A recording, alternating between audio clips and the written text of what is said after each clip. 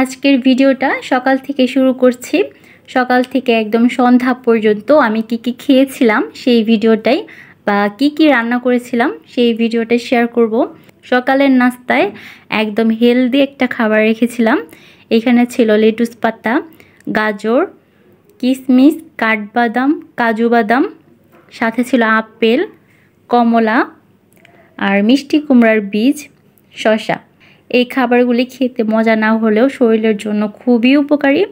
এর জন্য আমারও তেমন একটা পছন্দ না, তবে শরীরের কথা চিন্তা করে মাঝে মাঝেই খাওয়া হয়।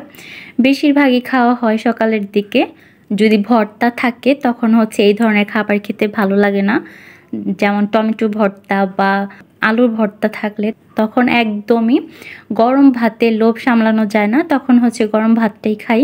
আর সকালে আপনারা কি ধরনের নাস্তা করতে পছন্দ করেন, হালকা খাবার নাকি ভারী খাবার, এটা কমেন্টসে জানাতে পারেন। আর লেটুস পাতাটা অনেক সময় এমনিতে খাওয়া যায় না, যেমন স্যান্ডউইচ বা বার্গারের মধ্যে দিয়ে খাওয়া যায় বা সালাদ হিসেবে খেতে হয়। আর সকালের নাস্তায় যদি আমি খাই এইভাবে গাজর, শসা সব কিছু একসাথে দিয়ে তারপরে খাই। সালাদের সাথে দিলে তখন এই পাতাটা খেতে খারাপ লাগে না। আবার অনেকে এমনি পাতাটা খেতে পারে না। আমি নুডলস বা ভাতের সাথেও, যেমন মাছ ভাজা বা কোনো ধরনের বড়া, এই টাইপের খাবারের সাথে এই পাতাটা খেতে পারি। দুপুরের দিকে নিয়ে আসছিল মাছ, আর এই মাছগুলি আম্মু কাটতেছিল, তখন ভিডিও করেছিলাম। এই জায়গায় অনেকগুলি মাছ ছিল। আমাদের যে বাজার, এখানে আস্ত মাছ বিক্রি করে। এইখানে কোনো রকম মাথা বা শরীরের কোনো অংশ কেটে আলাদাভাবে বিক্রি করে না। আর মাথাটা যেহেতু বাসার সবাই খায়, এর জন্য মাছ একটু বেশি করে নিয়ে আসতে হয়।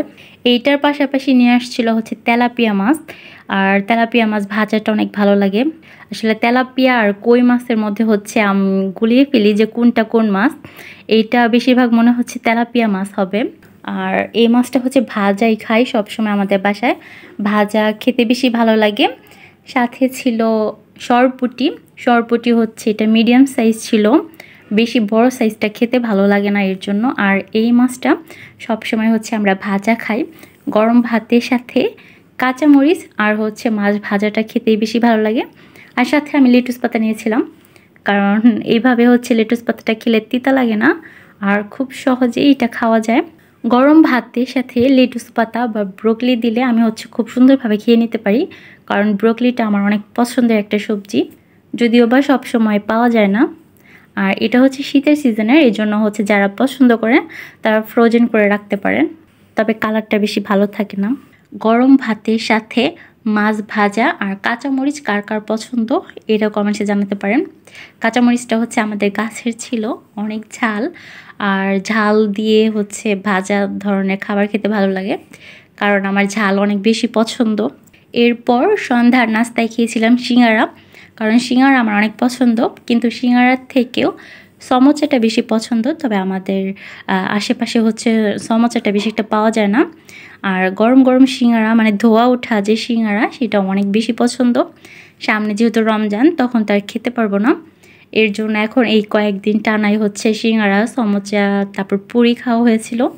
আর সিঙ্গারা কার কার পছন্দ, এটা আপনারা কমেন্টসে জানাতে পারেন যে সিঙ্গারা বা পুরি বা সমোসা কার কোনটা বেশি পছন্দ। ভিডিওটি যারা আমার ফেসবুক পেজ থেকে দেখছেন তারা আমার পেজটি ফলো করে দিবেন, আর যারা আমার ইউটিউব চ্যানেল থেকে দেখছেন তারা অবশ্যই আমার ইউটিউব চ্যানেলটি সাবস্ক্রাইব করে দিবেন। ধন্যবাদ ভিডিওটি দেখার জন্য।